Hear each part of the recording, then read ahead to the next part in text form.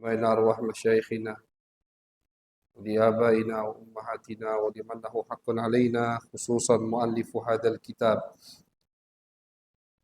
الإمام العالم العلامة المحدث أبويا سيد محمد علوي المالكي الحسني، بأن الله يغفر لهم ويرحمهم ويعلي درجاتهم في الجنة وينفعنا بأسرارهم وأنوارهم وعلومهم وبركاتهم في الدين والدنيا والآخرة بسر الفاتحة. أعوذ بالله من الشيطان الرجيم. بسم الله الرحمن الرحيم. الحمد لله رب العالمين الرحمن الرحيم مالك يوم الدين إياك نعبد وإياك نستعين اهدنا الصراط المستقيم صراط الذين أنعمت عليهم غير المغضوب عليهم ولا الضالين آمين. بسم الله الرحمن الرحيم. الحمد لله رب العالمين وبه نستعين على أمور الدنيا والدين. صلى الله على سيدنا محمد خاتم النبيين وعلى آله وصحبه أجمعين. رب اشرح لي صدري ويسر لي أمري واحلل عقدة من لساني يفقه قولي. سبحانك لا علم لنا إلا ما علمتنا إنك أنت العليم الحكيم. أما بعد، وبالسند المتصل إلى الإمام العالم العلامة المحدث أبويا سيد محمد علوي المالكي الحسني رحمه الله تعالى، ونفعنا به وبعلومه وبعلوم مشايخنا وبعلوم سائر الصالحين في الدارين آمين. إلى أن قال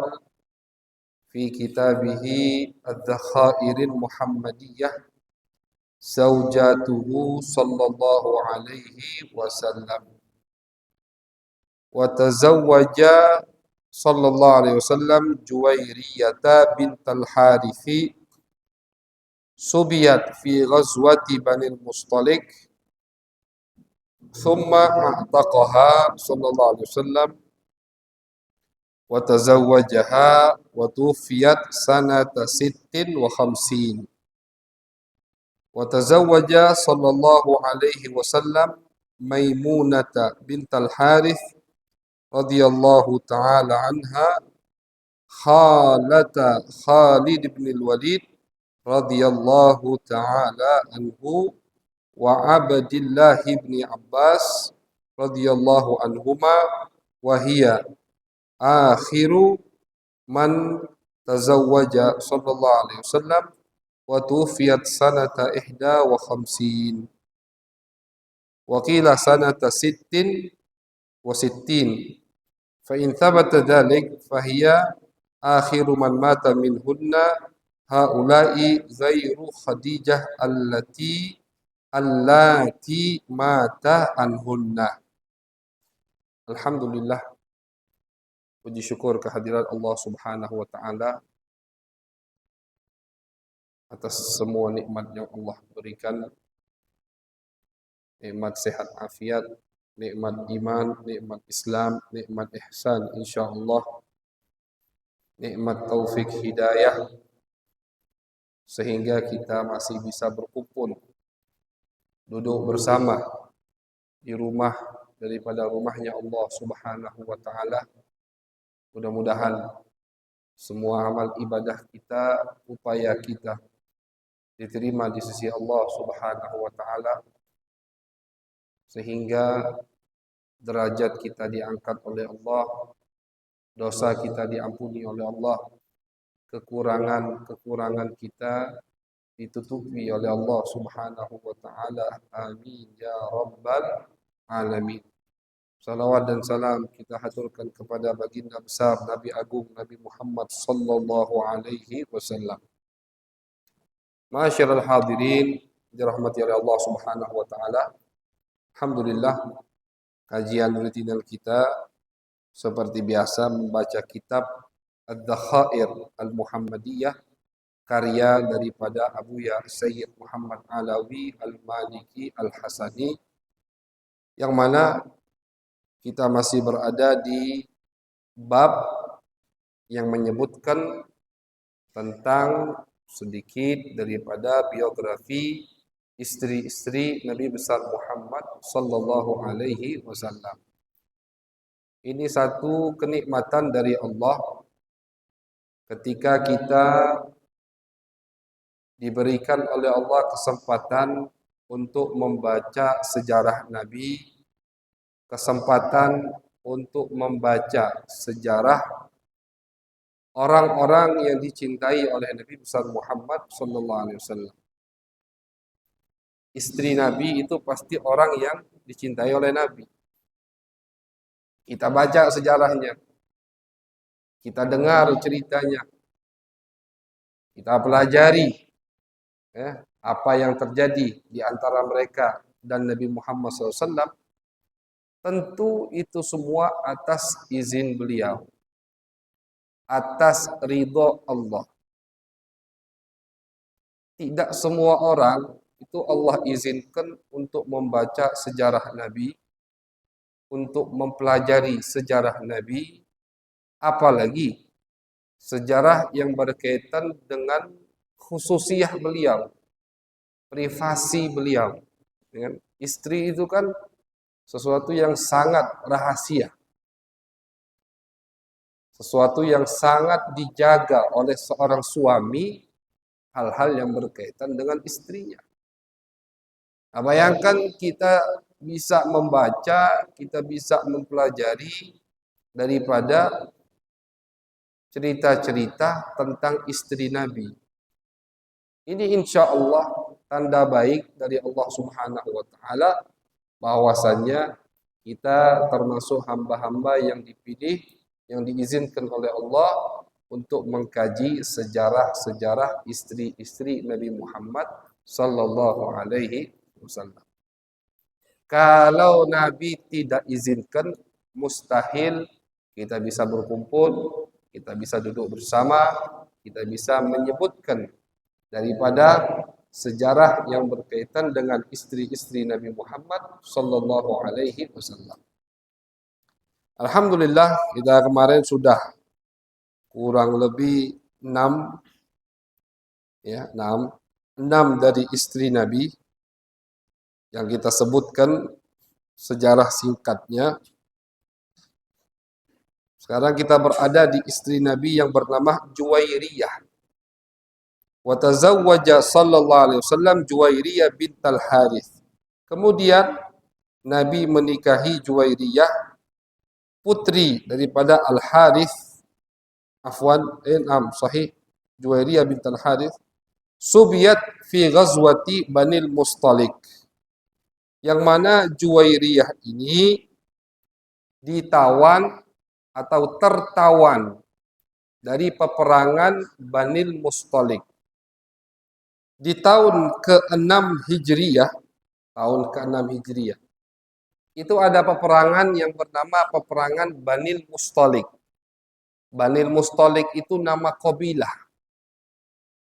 Al-Mustalik artinya mereka itu keturunan nenek moyang mereka, ada yang bernama Mustalik. Jadi mereka dinamakan Banil Mustalik. Ya seperti kita, Bani Israel, Yahudi. Kenapa kita namakan mereka Bani Israel? Karena mereka anak keturunan Israel. Siapa Israel? Yakub.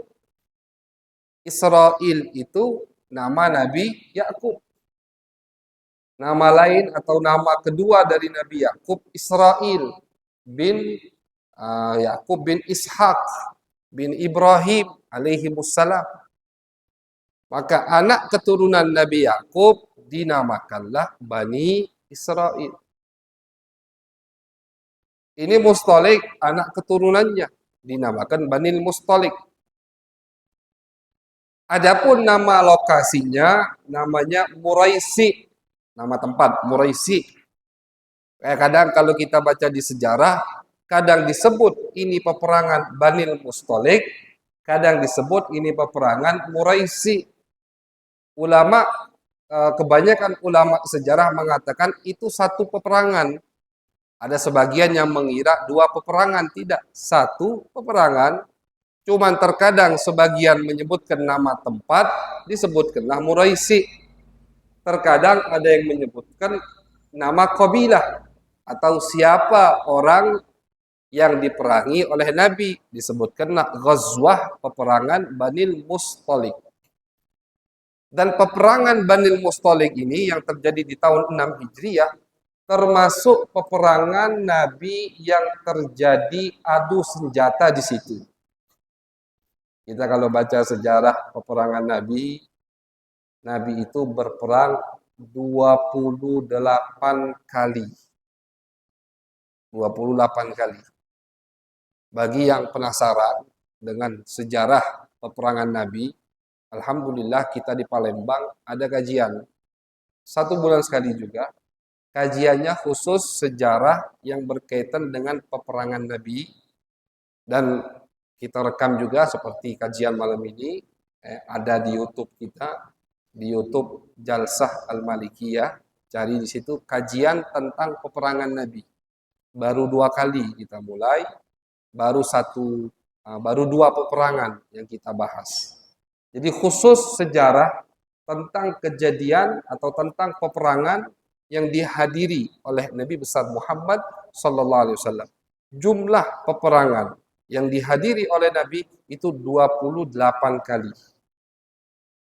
Dimulai dari tahun 2 Hijriah, ditutup tahun 9 Hijriah. Dimulai dari tahun 2 Hijriah. Ditutup tahun 9 Hijriah, kurang lebih berarti 7 tahun. Dalam jangka waktu 7 tahun, itu Nabi 28 kali jihad. 28 kali keluar dari kota Madinah untuk menghadapi musuh-musuh Allah Subhanahu wa Ta'ala. Nah, cuman dari 28 ini yang terjadi betul peperangan adu senjata sehingga ada yang terbunuh, itu cuman 9 peperangan. Dari 28 yang dihadiri Nabi, jangka waktu 7 tahun, itu yang terjadi adu senjata 9 peperangan. Berarti 19 sisanya itu musuhnya udah kabur duluan. Musuhnya kabur. Takut untuk menghadapi Nabi Muhammad sallallahu alaihi wasallam. Jadi dari 28 peperangan yang dihadiri beliau, 9 terjadi adu senjata. Dari 9 ini salah satunya ini peperangan Banil Mustalik di tahun ke-6 Hijriah. Nabi dapat kabar dari intelijen Nabi, dari mata-mata Nabi, bahwasannya ada kelompok dari kabilah Banil Mustalik, ya Rasulullah, sudah siap-siap mau memerangi, menyerbu kota Madinah. Sampai kabar itu kepada Nabi. Sebelum mereka keluar dari tempat mereka, sudah diserbu duluan oleh Nabi besar Muhammad sallallahu alaihi wasallam. Dan perlu kita garis bawahi bahwasannya ketika Nabi nyerbu duluan, itu bukan Nabi haus darah. Jadi banyak pemahaman-pemahaman yang sesat terkait dengan kejadian peperangan Nabi Muhammad SAW. Salah satunya, biasa tuduhan dari musuh-musuh Islam, bahwasannya Nabi Islam, Nabi Muhammad itu haus darah, suka perang, suka bunuh orang. Tidak. Itu omongan, ocehan, tuduhan yang sangat tidak betul sekali. Kita harus tahu untuk membelanya bagaimana. Jangan cuma cukup aku percaya sama Nabi, aku iman sama Nabi, aku tidak percaya dengan tuduhan orang kafir. Kita harus belajar. Coba kita cek sejarah. Dicek sejarah. Di 28 peperangan Nabi yang dihadiri oleh Nabi, 9 terjadi adu senjata, itu Nabi tidak pernah membunuh orang sama sekali kecuali 1 kali. Jadi dari 28 peperangan itu, Nabi cuma bunuh sekali. Dan sekali yang dibunuh oleh Nabi ini memang orangnya kurang ajar. Yang bernama Ubay bin Khalaf. Namanya Ubay bin Khalaf. Ini Ubay ketika Nabi berperang di peperangan Badar di tahun kedua Hijriyah, dia tertangkap, ditawan sama Nabi. Dihormati sama Nabi, dimuliakan. Walaupun tawanan, tapi dimuliakan sama Nabi. Makanya banyak tawanan Nabi itu akhirnya masuk Islam. Karena melihat akhlak Nabi bagaimana mulianya ketika memperlakukan mereka. Mereka musuh, mereka memerangi Nabi, mereka tertawan, seharusnya dihina, diinjak, dizalimi, malah mereka dimuliakan oleh Nabi Muhammad SAW karena mereka udah tawanan. Ini Ubay ditawan sama Nabi. Sudah ditawan sama Nabi, kata Nabi yang mau lepas harus bayar tebusan. Ubay cepat-cepat ngirim utusan ke Mekah untuk membawakan tebusannya. Ditanya sama Nabi, wahai Ubay, kenapa kau pengen cepet-cepet merdeka atau lepas, cepet-cepet ditebus? Apa jawab Ubay?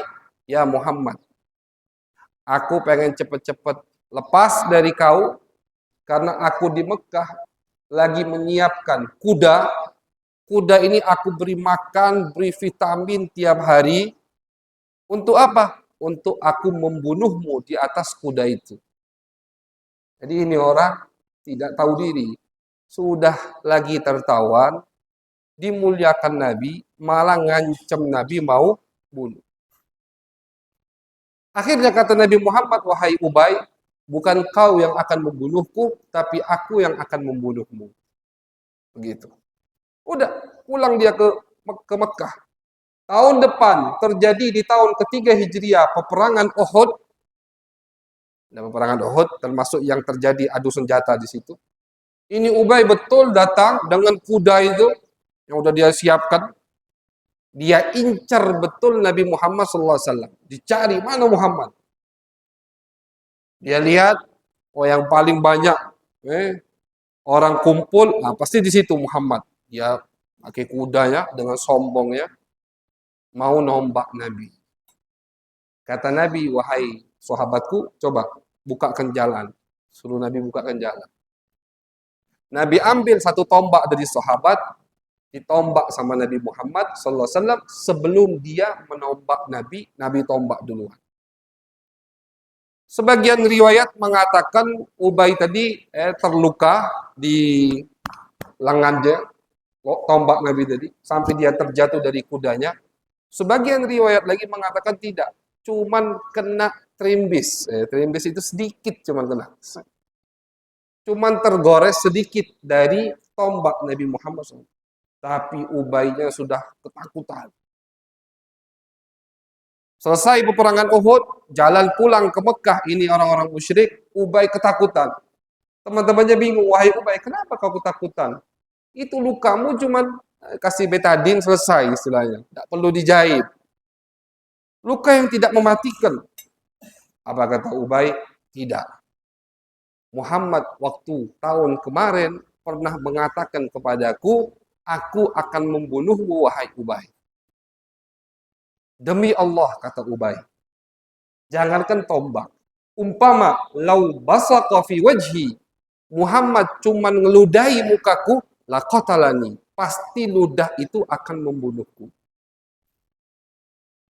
Saking mereka itu yakin dengan apa yang diucapkan Nabi, kata Ubay, jangankan trimbis atau luka kecil dari tombak.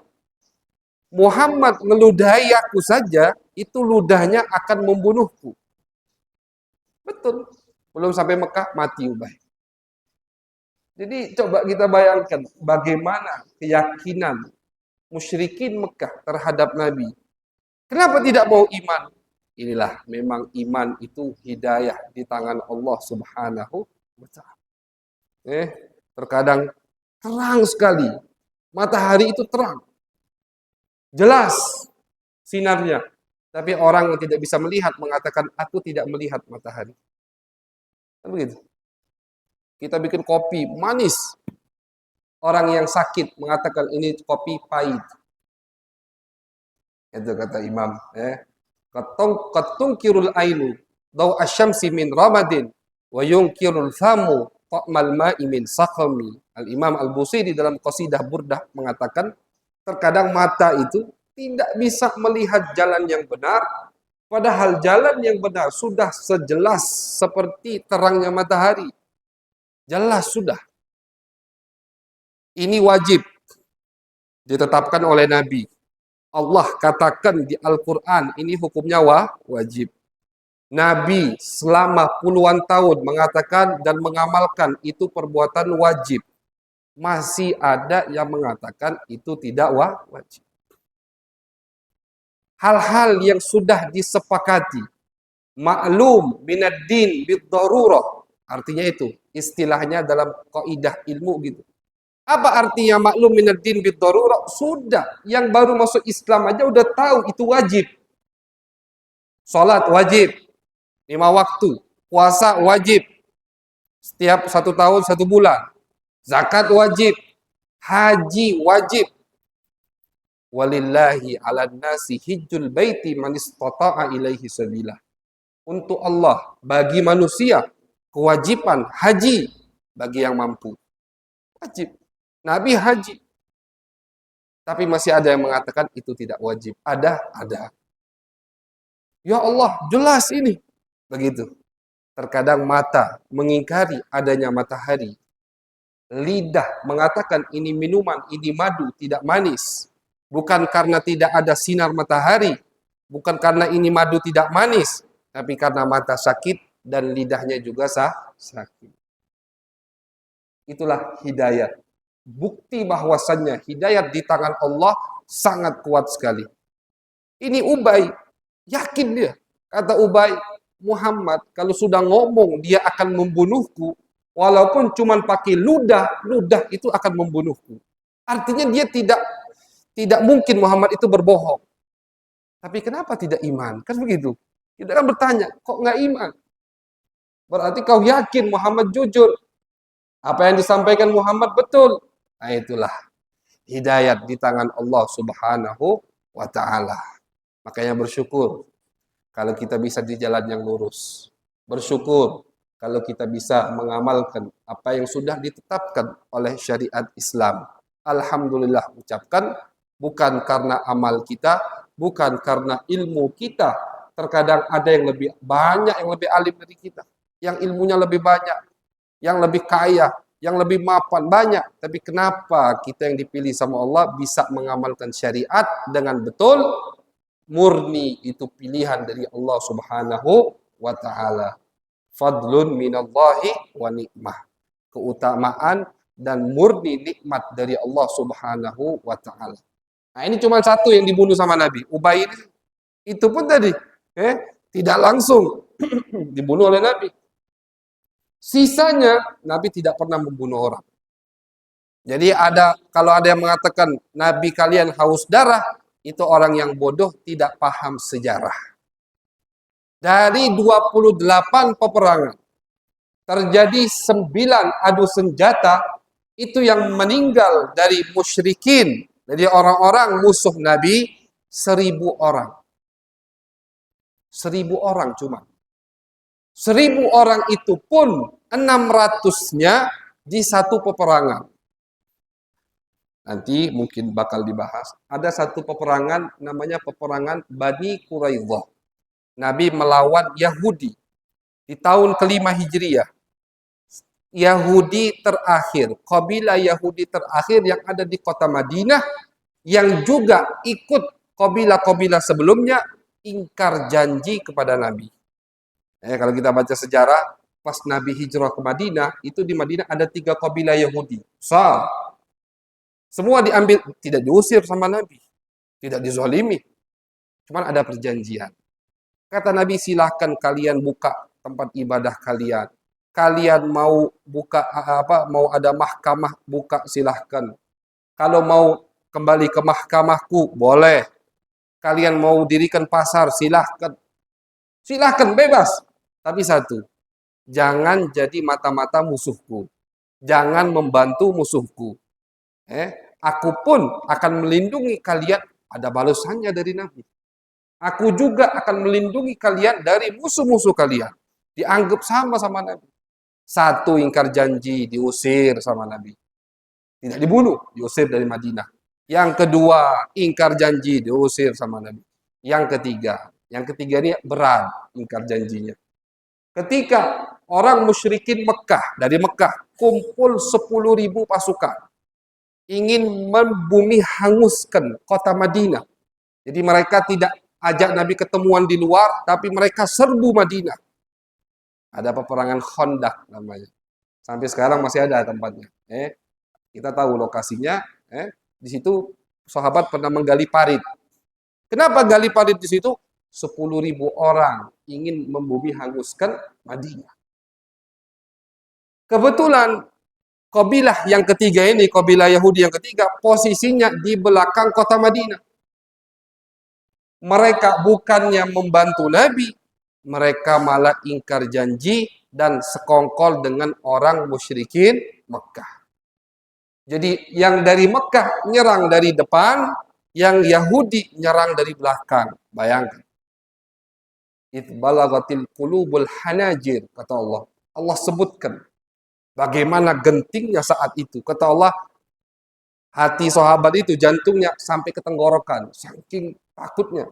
Mereka di barisan depan, di belakang istri mereka, di belakang anak mereka.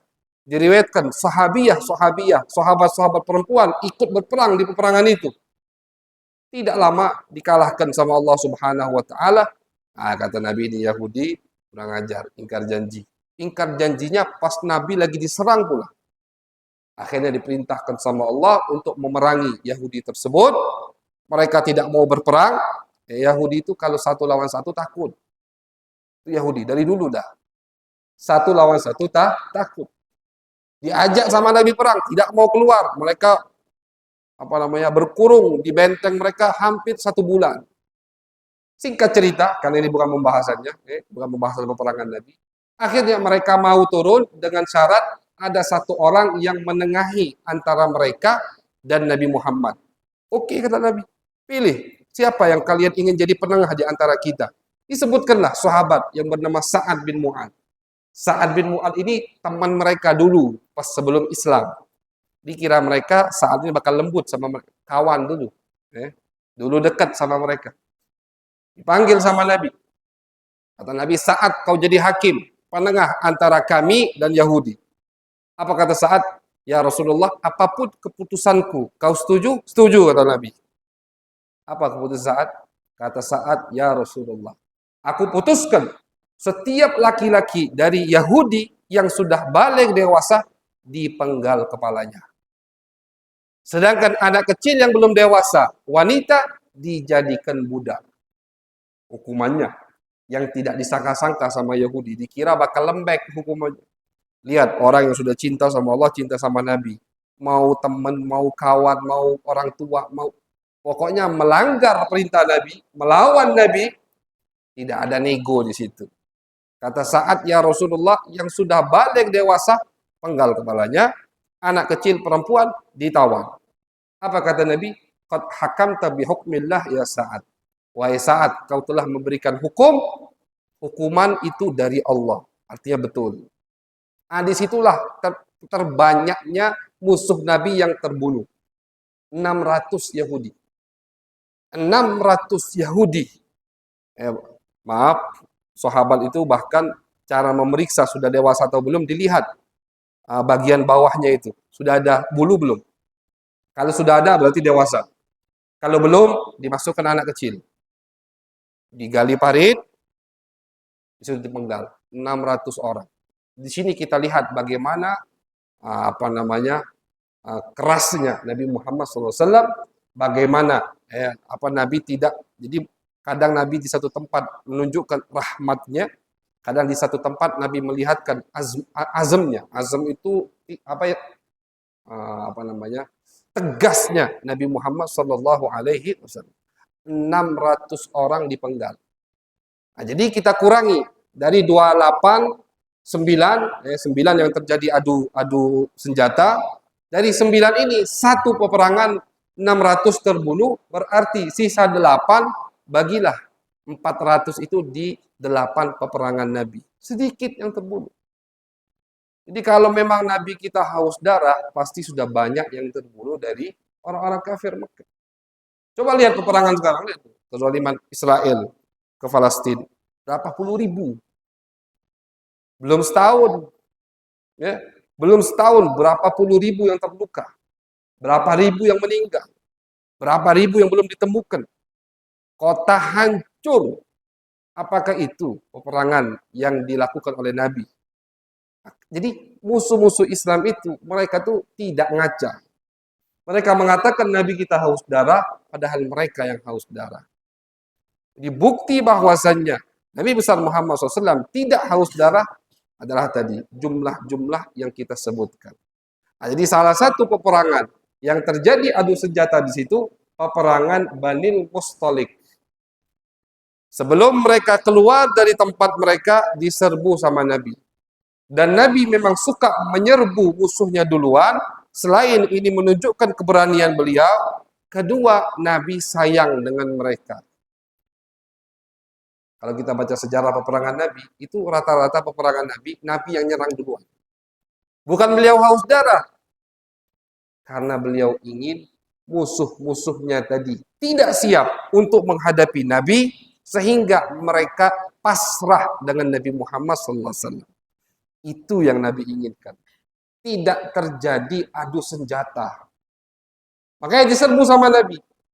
Dan Nabi kalau nyerbu, mereka bangun pagi, lihat di depan kota mereka sudah siap pasukan Nabi Muhammad. Keseringan begitu. Tiba-tiba ada Nabi. Sehingga mental mereka down, akhirnya mereka pasrah. Tidak mau Islam, tidak masalah. Bayar pajak. Artinya jadi kafir dhimmi. Kafir dhimmi, ya, kafir yang berlindung di bawah naungan Islam, itu dilindungi sama Nabi. Sampai-sampai Nabi mengatakan, barang siapa yang mengganggu kafir dhimmi, itu seperti mengganggu aku, kata Nabi.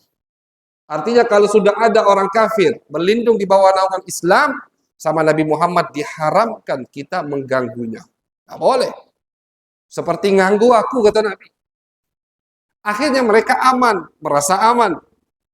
Mereka mulai berbaur dengan muslimin. Tidak lama mereka akan masuk Islam. Paham ya? Jadi itu tujuan Nabi ketika menyerbu musuh-musuhnya di dalam kebanyakan peperangan-peperangan yang dihadiri oleh Nabi besar Muhammad SAW. Kalau mereka masuk Islam langsung, alhamdulillah. Tidak mau masuk Islam, tidak apa-apa. Tidak ada paksaan, cuma bayar pajak, jadi kafir dhimmi, berbaur dengan muslimin. Tidak lama mereka melihat akhlak Nabi, melihat akhlak sahabat, maka mereka tertarik sendirinya untuk memeluk agama Islam, dapat hidayat dari Allah Subhanahu wa taala. Luar biasa, luar biasa bijaksana sekali Nabi kita, Nabi besar Muhammad sallallahu alaihi wasallam. Nah, ini Siti Juwairiyah itu ditawan sama Nabi di peperangan Banil Mustalik. Nabi serbu, adu senjata di situ, kalah mereka. Lebih dari 200 kepala keluarga yang tertawan pada peperangan itu. Bukan 200 orang, 200 kepala keluarga tertawan. Dibawa ke Madinah. Selesai dibawa ke Madinah karena tawanan perang. Tawanan perang itu seperti ghanimah, termasuk ghanimah, termasuk rampasan perang. Dibagi sama Nabi dengan siapa? Dengan sahabat-sahabat yang hadir. Fulan dapat 3 budak, ini dapat 2 hamba sahaya, ini dapat 1, dapat 3. Selesai, udah dibagi semua. Juwairiyah itu kalau tidak salah dapat kebagian sahabat Nabi Muhammad SAW yang bernama Hasan bin Thabit, kalau tidak salah. Akhirnya Juwairiyah nego sama yang memilikinya, majikannya. Kau mau aku tebus berapa sehingga aku kau merdekakan? Sekian, kata sahabat tadi. Kalau kau bisa membawakan aku duit sekian, kau aku merdekakan. Akhirnya Juwairiyah datang ke Nabi Muhammad sallallahu alaihi wasallam. Juwairiyah ini putri pemimpinnya.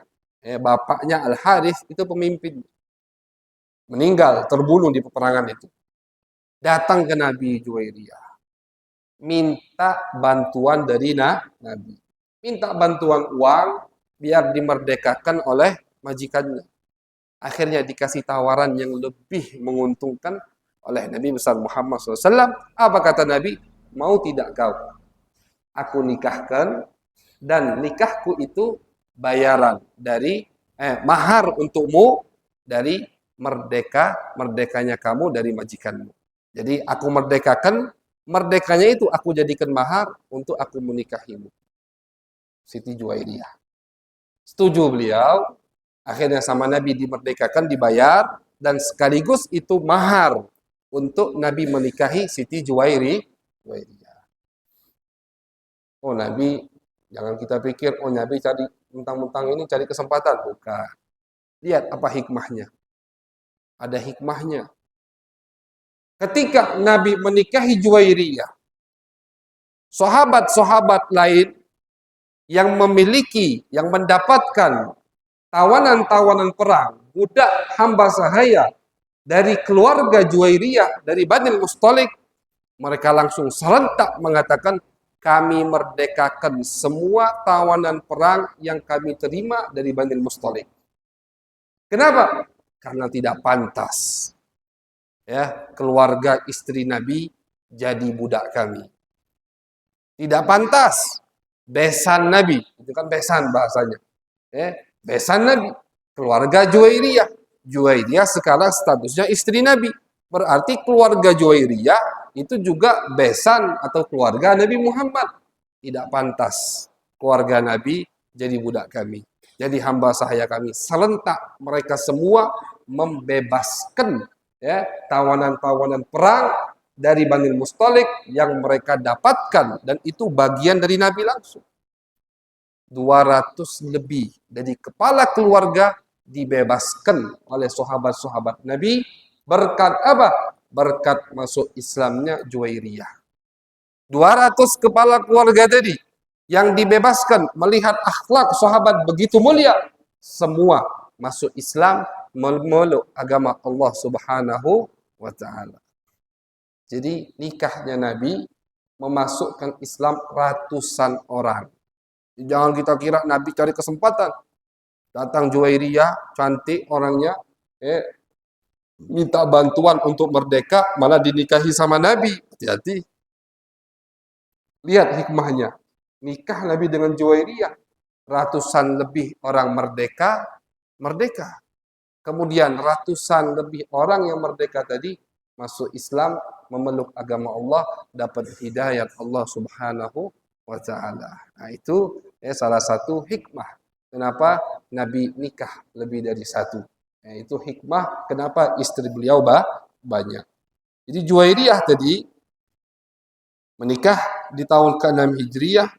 Waktu itu umur beliau 20 tahun. Nah, jadi walaupun statusnya janda, tapi umurnya masih 20 tahun. Sering kita sampaikan bahwasannya banyak rata-rata istri Nabi itu umurnya muda-muda walaupun statusnya janda. Walaupun statusnya janda, cuman istri Nabi muda-muda. Jangan sampai kita terpengaruh. Ada sebagian mengatakan istri Nabi itu janda-janda tua. Kata siapa? Baca sejarah, lihat. Bukan janda-janda tua, istri Nabi Muhammad SAW. Bukan artinya tidak boleh nikahi janda tua. Bukan. Cuman jangan sembarangan menisbatkan sesuatu kepada Nabi besar Muhammad SAW. Harus pilih-pilih kata. Harus paling kita gunakan kata yang paling baik, yang paling sopan. Kalau itu untuk Nabi besar Muhammad SAW.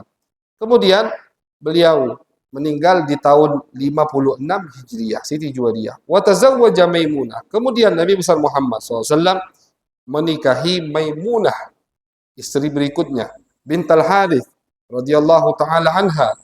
Maimunah ini bibinya Sayyidina Khalid bin Walid wa Abdullah bin Abbas. Wa hiya akhiru man tazawwaja sallallahu alaihi wasallam. Siti Maimunah ini adalah istri terakhir yang dinikahi oleh Nabi. Jadi seperti yang kita sebutkan di kajian-kajian kita bahwasannya Abu Ya Sayyid Muhammad menyebutkan istri-istri Nabi di sini tidak mengikuti tertib dinikahinya oleh Nabi, tidak.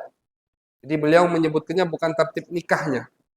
Kalau Maimunah itu istri terakhir. Nanti habis ini masih ada Sofia, masih ada Zainab.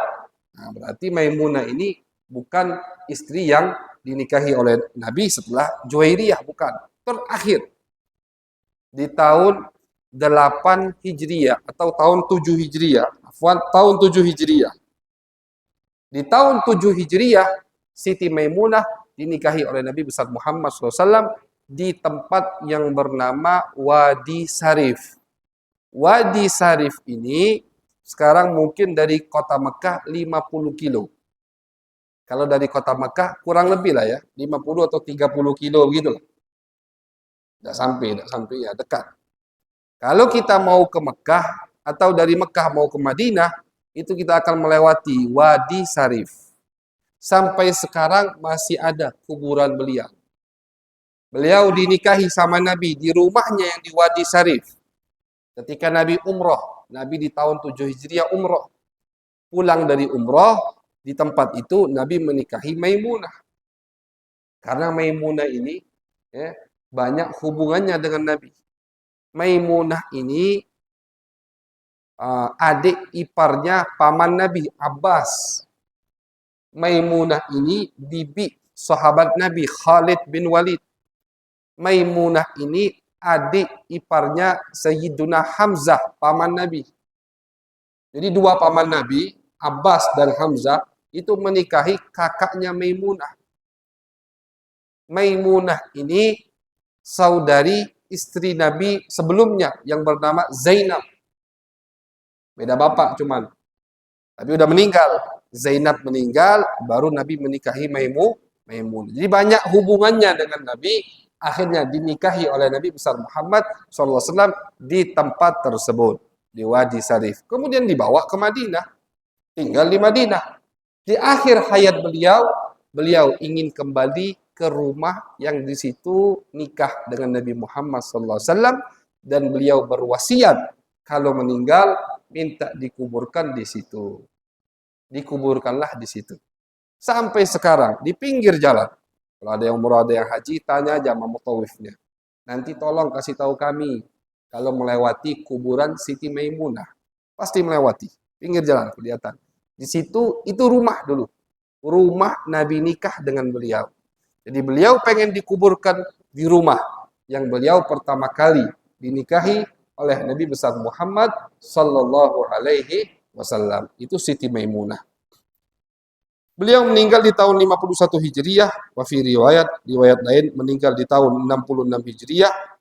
Kalau dikatakan meninggal tahun 66 Hijriah, berarti beliau istri terakhir yang meninggal dari istri-istri Nabi Muhammad sallallahu alaihi wasallam.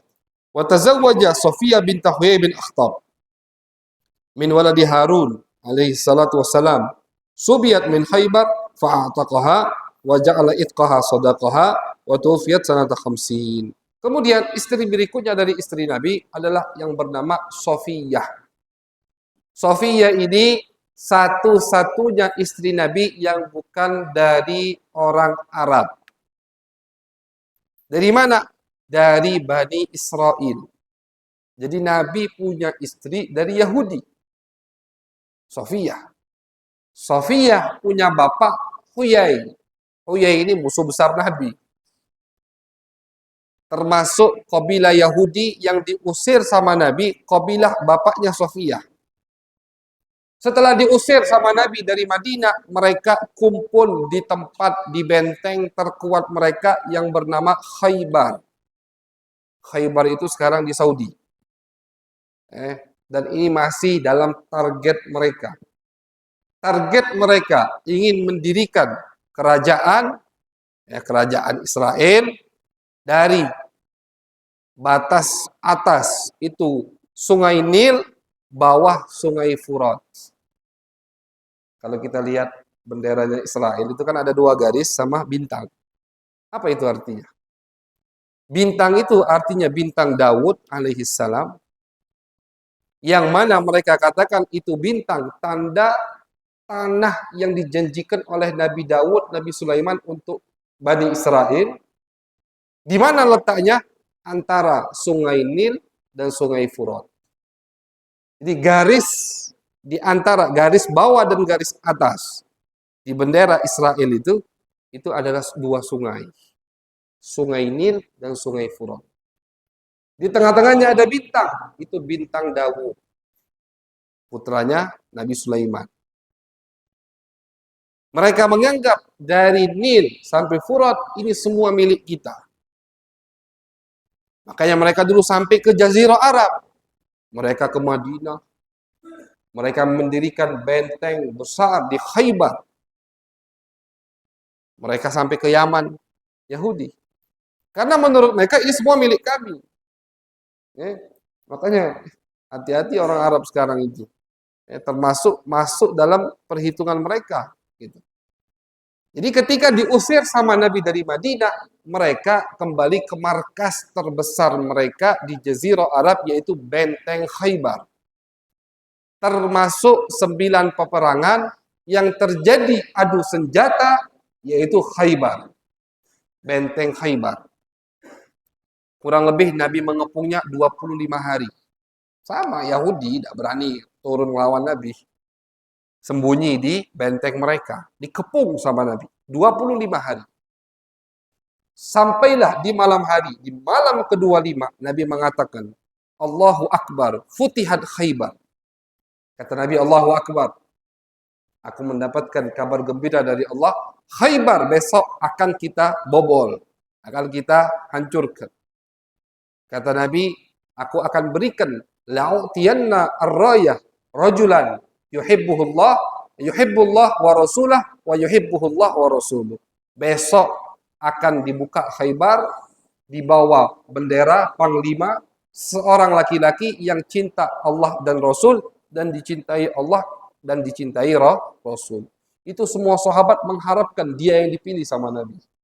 Bahkan Umar bin Khattab mengatakan, aku tidak pernah punya keinginan ingin punya jabatan kecuali saat itu. Karena janjinya besar. Dicintai Allah, dicintai Rasul. Dan dia cinta Allah, cinta Rasul. Besok udah nunggu semua sahabat. Udah angkat pala semua. Pengen jadi orang yang dipilih sama Nabi. Akhirnya Nabi mengatakan, Aina Ali? Mana Ali bin Abi Thalib? Sayyidina Ali lagi sakit. Matanya sakit waktu itu. Kata sahabat, ya Rasulullah, Ali lagi sakit. Tidak usah dicari, maksudnya begitu. Kata Nabi, panggil Ali. Dipanggillah Al-Imam Ali bin Abi Thalib. Matanya sakit. Sama Nabi diusap, sembuh. Kata Sayyidina Ali, mataku yang diusap sama Nabi, tidak pernah sakit lagi. Jadi kadang lagi sakit mata, yang sakit mata kiri aja. Mata kanannya nggak sakit. Biasanya kan orang kalau sakit mata, dua-duanya sakit. Ini tidak sebelah. Kenapa sebelah? Karena yang sebelah ini udah diusap dulu sama Nabi Muhammad Sallallahu Alaihi Wasallam. Sampai beliau meninggal, tidak pernah sakit lagi. Akhirnya diberikan sama Nabi bendera, diberikan pedang Nabi, dipakaikan imamah sama Nabi. Bismillah, bukalah wahai. Didorong sama Imam Ali itu pintu gerbangnya. Diriwayatkan pintu gerbang itu yang didobrak sama Imam Ali itu tidak bisa diangkat kecuali oleh 30 laki-laki. Ini menunjukkan betapa kuatnya Al-Imam Ali bin Abi Thalib. Didobrak itu pintu. Ketika mau diangkat oleh sahabat lain, 30 orang baru bisa ngangkat itu pintu. Imam Ali sendirian. Singkat cerita, kalah luar biasa Yahudi Khaybar, ditawanlah Safiyah. Safiyah ini suaminya bernama Salam bin Mishkam dan yang kedua bernama Kinanah. Nah, Kinanah ini panglima Yahudi yang melawan Al-Imam Ali bin Abi Thalib. Terbunuh suaminya. Bapaknya Huyai terbunuh. Safiyah ditawan. Jadi tawanan perang. Dapatlah Safiyah ini jatuh ke tangan salah satu sahabat. Lupa Al-Fajir siapa namanya? Ketika sahabat ini tahu Sofiyah putri dari Huyai, putri pemimpin Yahudi, dia mengatakan, wah ini bukan bagian aku. Putri pemimpin yang harus dapatnya adalah pemimpin, yaitu Nabi Muhammad SAW. Akhirnya diberikan kepada Nabi Muhammad SAW. Seperti biasa, sama Nabi ditawari, mau tidak aku merdekakan dan aku jadikan mahar merdekamu untuk aku menikahimu. Subhanallah, mau. Karena Sofiyah ternyata 3 malam sebelum Nabi menyerang Khaybar, beliau bermimpi. Apa mimpinya? Beliau lagi duduk, tiba-tiba bulan dari langit turun, jatuh ke pangkuan beliau. Bingung beliau, apa arti mimpi ini? Beliau ceritakan kepada suaminya yang Yahudi, Kinanah tadi. Sama Kinanah langsung ditampar. Tanpa ditakwilkan, ditampar. Paham Kinanah. Artinya dia akan mendapatkan laki-laki yang lebih mulia daripada dia, daripada Kinanah. Betul. Nabi perang Khaybar selesai, ternyata bulan yang dimimpi Sofiyah adalah Nabi besar Muhammad sallallahu alaihi wasallam, dan Sofiyah akhirnya dinikahi oleh Nabi besar Muhammad sallallahu alaihi wasallam. Umur beliau waktu itu 17 tahun. Umur beliau waktu dinikahi oleh Nabi, statusnya sudah janda, bahkan sudah 2 kali menikah. 2 kali menikah, umurnya 17 tahun. Jadi muda. Sekali lagi ini bukti bahwasanya tidak semua janda yang dinikahi Nabi janda tua. Banyak juga janda-janda yang muda, untuk meninggikan keagungan Nabi besar Muhammad sallallahu alaihi wasallam. Jadi beliau satu-satunya istri Nabi yang bukan dari Arab tapi dari Bani Israel, keturunan Sayyiduna Harun, Nabi Harun. Jadi Nabi Harun punya keturunan, Sofiyah dinikahi sama Nabi Muhammad sallallahu alaihi wasallam. Ini menunjukkan kurang toleransi apa Nabi kita, Nabi Muhammad. Orangnya sangat toleransi sekali Nabi Muhammad. Sangat menjaga hak, menghormati, itu Nabi Muhammad. Tapi mereka selalu yang mulai mengganggu, merobek perjanjian toleransi yang sudah ditetapkan oleh Nabi Muhammad sallallahu alaihi wasallam. Wa tazawwaja, kemudian istri berikutnya yang terakhir di kitab ini yang disebutkan oleh Abuya adalah Zainab binti Khuzaimah Ummul Masakin sanata thalathin min hijrah. Di tahun ketiga Hijriah, Zainab dinikahi oleh Nabi, cuman tidak sampai 2 bulan, 3 bulan, Zainab meninggal dunia. Jadi, kalau kita lihat sejarah, istri Nabi 11. 2 meninggal di zaman Nabi. Siapa? Yang pertama, Siti Khadijah, terkenal di Ma'la, di Mekah kuburannya. Yang kedua, Siti Zainab.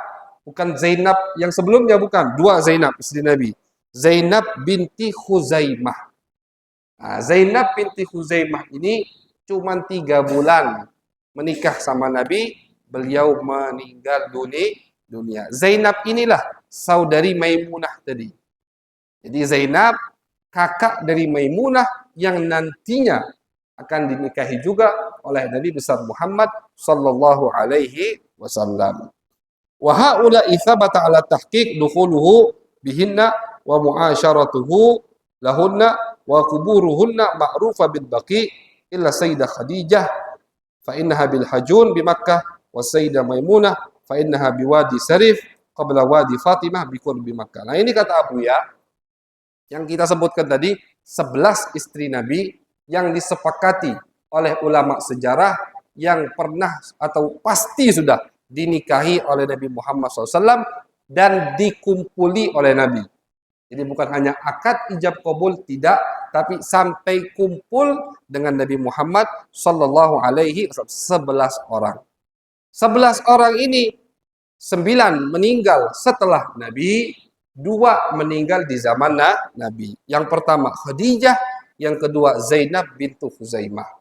11 orang ini 9 kuburannya di Madinah, di Baqi, komplek kuburan samping Masjid Nabawi. 2 kuburannya bukan di Madinah. Pertama, Siti Khadijah di Makkah. Yang kedua, Maimunah tadi di Wadi Sarif. Tempat sebelum masuk kota Makkah. Ini kurang lebih secara singkat sejarah daripada istri-istri Nabi besar Muhammad sallallahu alaihi wasallam. Nah, di pembahasan yang akan datang akan Abu Yas sebutkan siapa saja yang pernah akad ijab kabul sama Nabi, cuman dicerai, dilepaskan sama Nabi sebelum dikumpuli, akan disebutkan di pembahasan yang akan datang. Mudah-mudahan kita dikumpulkan dalam keadaan sehat walafiat, selalu mendapatkan taufik hidayah dari Allah Subhanahu wa taala, sehingga kita bisa mengikuti terus kajian kita dan mengamalkan apa yang kita dengar, menambahkan ikatan batin kita kepada Nabi besar Muhammad sallallahu alaihi wasallam. Karena tujuan, visi misi daripada kita membaca sejarah Nabi adalah biar hati kita makin dekat dengan Nabi, makin sering ingat kepada Nabi, makin tahu sejarah Nabi Muhammad, makin takjub kita, makin kagum kita dengan Nabi, sehingga ketika hati kita selalu ingat dengan Nabi, insya Allah kita akan bertemu dengan Nabi Muhammad sallallahu alaihi wasallam fi dunya qabla al-akhirah, di dunia sebelum di akhirat, fi khairin lutfin wa afiyah. Amin ya rabbal alamin. Wa sallallahu ala sayyidina Muhammadin wa ala alihi wa sahbihi wa baraka wa sallama walhamdulillahi rabbil alamin.